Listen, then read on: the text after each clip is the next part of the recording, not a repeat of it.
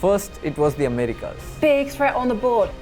Now it's the turn of Asia and Oceania. The pieces are going to fly. 8 of the region's best players. Whoa, what happened there? Back in Berlin, watching the heart rate. Playing against each other. That is a thing of beauty. And the clock. So much drama. In the sport's most dramatic format. What is going to happen? For a place in the grand finale. Next move, checkmate.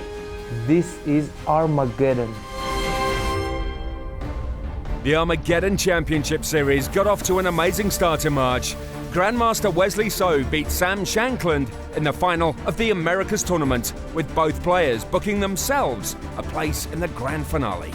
Now it's the turn of the best minds from Asia and Oceania to decide the next 2 players who will be joining them back in Berlin come September. It's a lineup that includes the likes of 26-year-old Daniil Dubov, former world champion Vladimir Kramnik, and wonder kid Gukesh D.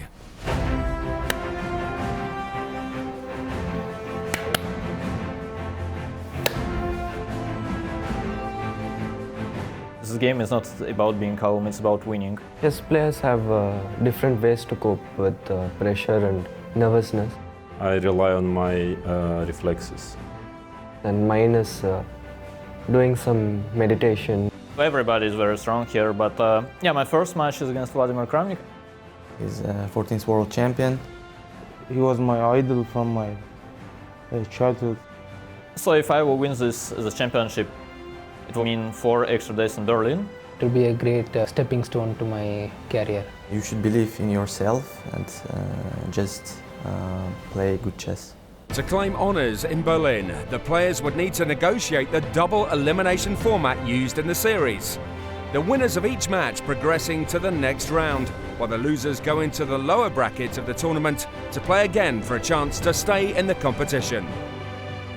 Day 1 of 7 in Berlin saw the first 2 matches of the Asia Oceania series. Nodirbek Abdusattorov sweeping aside Vidit Gujrathi and a 16-year-old Gukesh D beating China's Yangyi Yu. The second day at the World Chess Club in Berlin saw the most anticipated match of the week. First up, online qualifier Karthikeyan Murali and Iran's Parham Maghsoodloo found themselves playing the first Armageddon game of the tournament. 6 seconds. Oh, Both so slow. whoa. They weren't told this is the Armageddon series, but there comes Parham. Now he's launching his queen for an attack. He just has 3 seconds. It's game over. There's just no way that he can win this in 2 seconds. That's it. And He's lost on time. Parham flex. wins.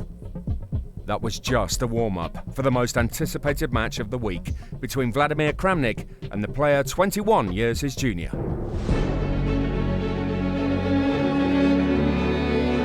My name is Daniil Dubov. I'm 26. I'm Grandmaster and I've spent about 20 years of my life playing chess. Both my father and grandfather were pretty decent chess players. So I think being a kid I saw them playing once and asked my father to teach me. People seem to think that my style is a very aggressive one, and to some extent I think it's true. So it really depends, but if you use three adjectives it would be brave, stupid, and maybe unique as well. And I would say my main priority is living the life. And then secondly I have chess, where I'm a professional. I mean, I try to be good, I try to win all the tournaments I play, but still it's much more important to keep yourself entertained. Dubov, playing white, took the first game after Kramnik made a mistake and conceded with around 35 seconds left on his clock. That left him needing victory in the next game to stay in the match, but he kept his cool while Dubov ran out of time. That set up the second Armageddon decider of the day. We join the game with Kramnik on the right playing black, and Grandmaster Jan Gustafsson and Jovanka Huska watching the action. Both players now under 30 seconds. He was actually playing more slowly. He has to speed up a little. He definitely does. 20 Kramnik seconds. knows what's Maybe up. Kramnik will flag Dubov. Yeah, he keeps thinking. Daniil. Speed up. Okay, now Checkmate. big threat. Checkmate. Queen takes g2 is huge threat. And a pawn dropping. What is this? Combination, tactics. Beautiful from Vladimir Kramnik with the finish. Is this the finish? Queen e4 check. Okay, now the queen can come There's down. no checkmate. Queen e1, rook g1. And pieces should start flying. Kramnik is okay with the draw. He can give a perpetual. Dubov trying to run out of it. And 5 seconds Oof. for Dubov. 4 versus 4. What is going to happen? Oh! 1 second each, 1 second each. And Dubov loses on time. The pieces did fly. Dubov not happy with the outcome there. And things got even worse for the top seed on day 3 when online qualifier Karthikeyan Murali knocked him out of the tournament. The next day, the 4 unbeaten players were back in action. Vladimir Kramnik easing past Maghsoodloo before 18-year-old Nodirbek Abdusattorov lined up against fellow teenager Gukesh D.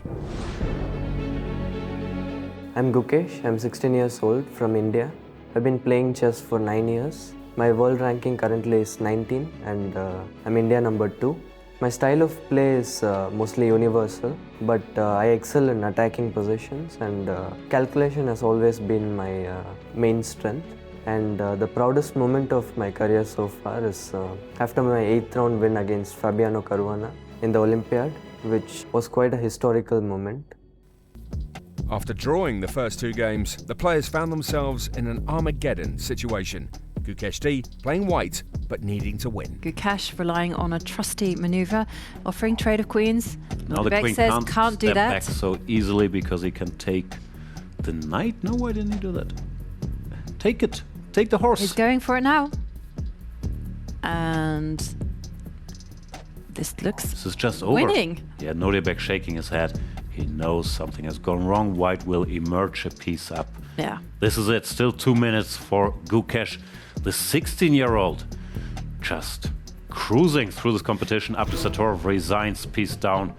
Gukesh wins the Armageddon. Down, but not quite out. The next day, Abdusattorov was back at the board in the lower brackets playing online qualifier Karthikeyan Murali. The 18-year-old won the first game, but playing white in the second found himself on the verge of defeat. It's tense. Both players made a bunch of very quick moves, so they have a little time. Yeah. And, is the White King in big trouble? And then we see Karthikeyan shake his head. What's going on? What did he miss? He can take the bishop? He What's can the take problem? the bishop. I mean, perhaps the rook can go to G and build a bridge. King going back. I don't see any bridge coming there. Yeah. And this is a Karthikeyan nice back move. in control. Oof. Oh, hang on. He can promote get to a knight. Queen, then the rook has to capture, and it's unclear if he can win this against the rook with the knight and the 2 pawns. Most likely it's a draw, which would be enough for Abdusattorov to qualify. Oof. Oh, and this, Yeah, the clock he will- that he is will piling manage. on the pressure. 2 King seconds. back, yeah, now it's a draw. Oh, No, 1 second, he's gonna lose on Abdusattorov made time. it. Yeah, it doesn't matter, a draw wasn't enough anyway. So he loses on time and gets eliminated. Heartbreaking from a winning position. But what a fight by Abdusattorov there. Day 6 saw the Uzbekistan player back in action again. Victory in his Armageddon game against Maghsoodloo, keeping his comeback alive. That just left the match between the tournament's 2 remaining unbeaten players, 16-year-old Gukesh D and the player 31 years his senior.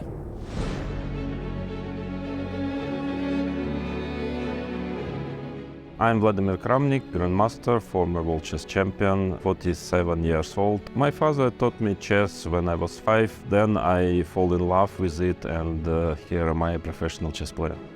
I have said once there is a winning style and losing style. I'm more concentrating on the level of my chess than the style of it.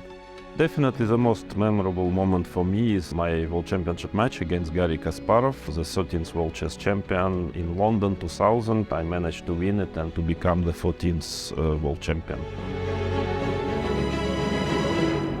In true Championship Series style, the battle of the 2 unbeaten players went to a winner-takes-all Armageddon decider after a victory apiece in the first 2 games. Once again, Gukesh D found himself on the left playing white, with Jan Gustafsson and Jovanka Huska calling the moves. And Gukesh is gonna win the night, and I believe the game. And So much drama, but probably Kramnik felt like, okay, the hard work is done. There he didn't place his pawn too precisely. Keeps pressing the clock, and Gukesh says you can't do that. Is he calling over the arbiter? Yeah, it's the I second think so. time Kramnik did it, and Gukesh, I like that he's standing up for himself. He's saying you can't keep throwing the pieces around. So Gukesh, as Jan's saying, is claiming that Kramnik has made 2 infringements. Yeah, we've seen it, but I'm not sure what's happening. Looks like the arbiter said, okay, continue, leave me alone. And Gukesh still with a big advantage here, because he does have more time, and now he also has the extra bishop.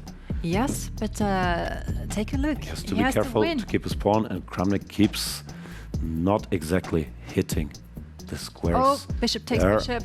Okay, now the job is easy for Gukesh does it. What a comeback after being 2 pawns down. A great victory for the young prodigy then, remaining unbeaten as the tournament reaches its climax. Join us after the break for all the action from the final day of the Asia and Oceania Armageddon Series in Berlin.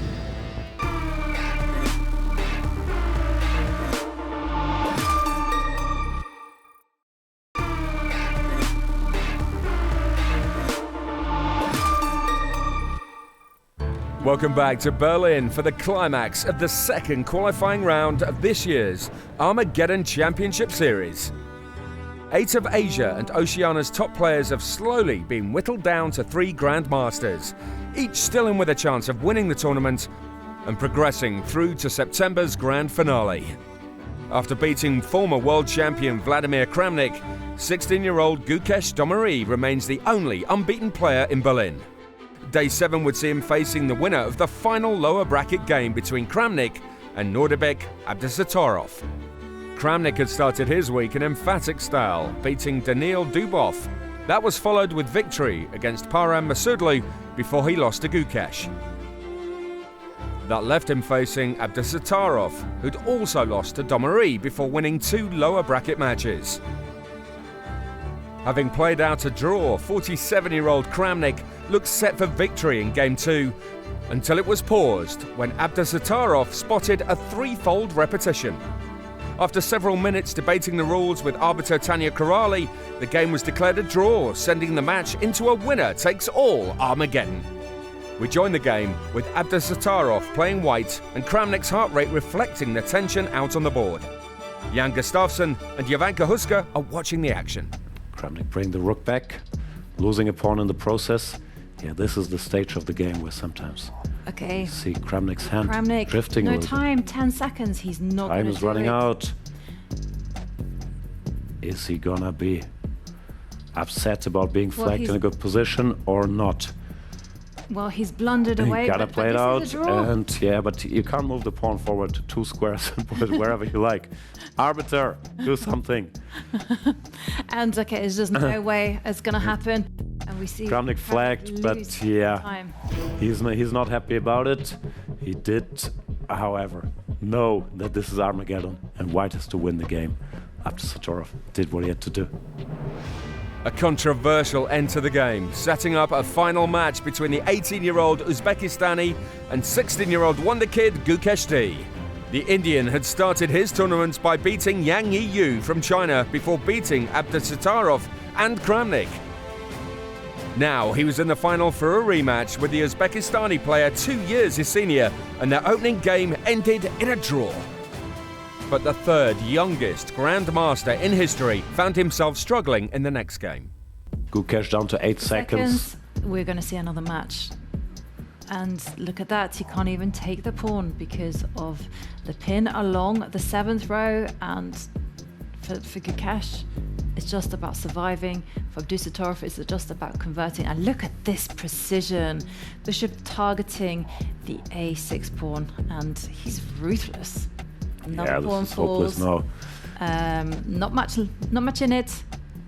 1 pawn goes down. Check.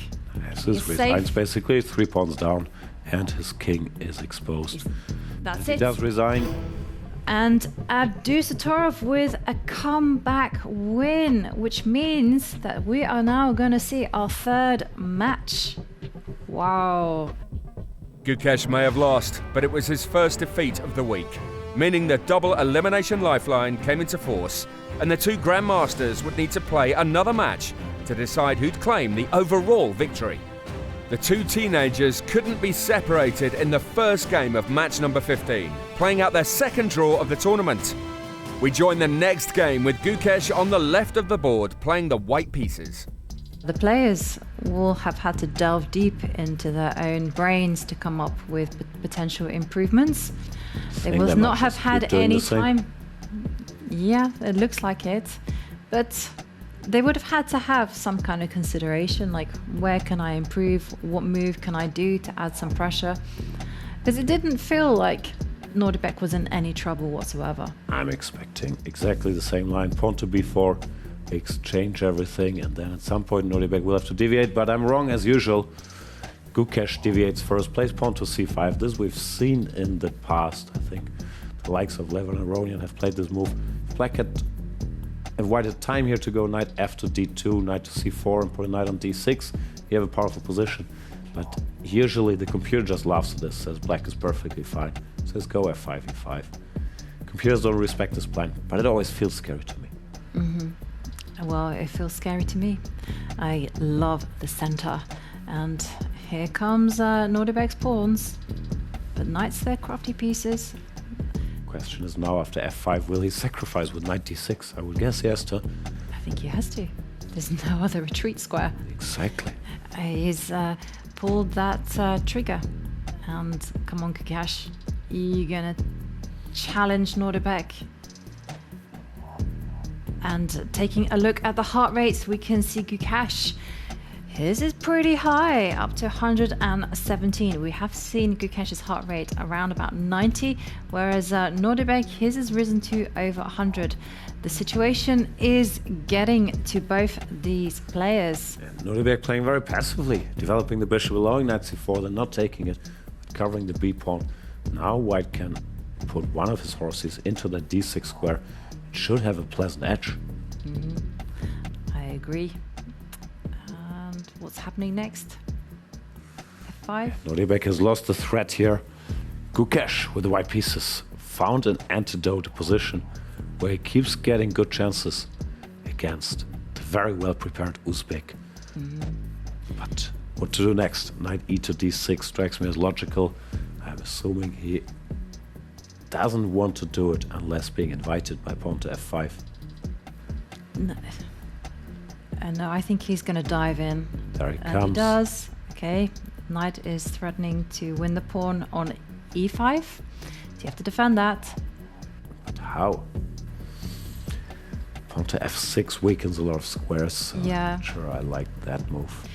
But if you don't do that and you say, hey, I'm going to win the c5 pawn, you know, white's pieces get a lot of freedom, and I'm not a fan of this move. This one feels like it's very weakening. And there we can see the bar to the left of the position actually saying that white is slightly better. And well, Gukesh says, I believe in the power of knights and the extra pawn. This is a theme between these two. Abdusattorov usually with the bishops, Gukesh with the knights, but here it's hard not to sympathize with the knights, pawn up, and what horse is there on d6 and e5. This could end really, really badly for Abdusattorov. He's a minute behind on the clock. He's a pawn behind on the board. The knights are looking pretty. Gukesh on the verge of tournament victory here. Abdusattorov, who, as Gukesh taught us, is a tremendous defender, has his work cut out for him. Yeah, and a big threat on the Thinking. board. Rook f d8. Needed to be done. You needed to cover the d7 square. Ooh. But there is knight to c6, then the queen is hanging, so we can't do it. If takes, takes. No, what's the way through, Mr. Gukesh? Show us. Maybe knight to f5. Yeah, that's a tricky move. Threatening a check on e7, and then the fork, and also targeting the d4 pawn. Okay. Well, what happens if the king covers the e7 square? Ah, you're Maybe gonna just still take- go in there.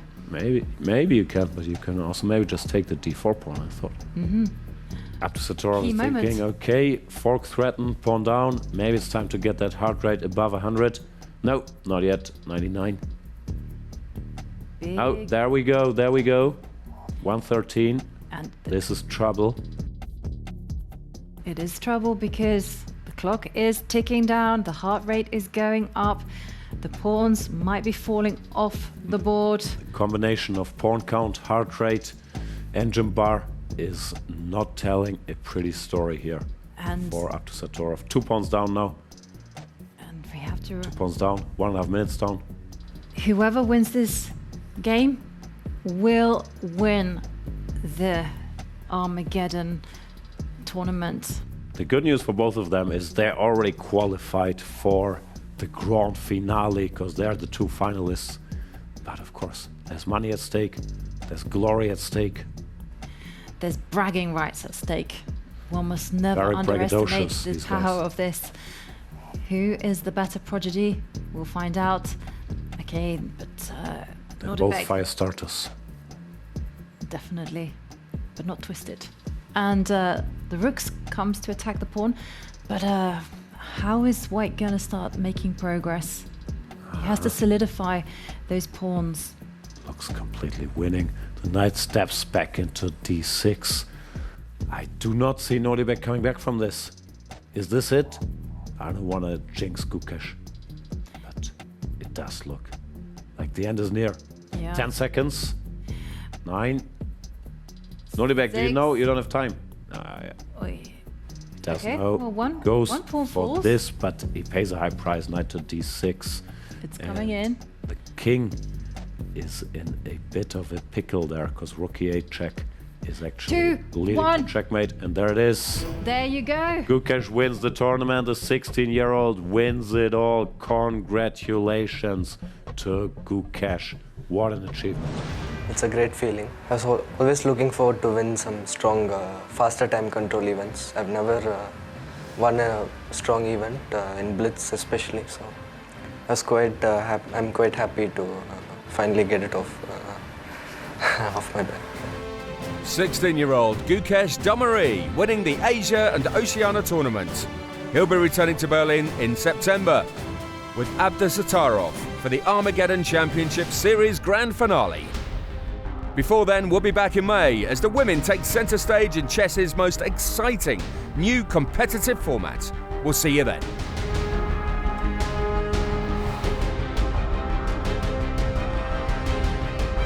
Big threat on the board. The pieces are going to fly. Whoa, what happened there? Next move, checkmate.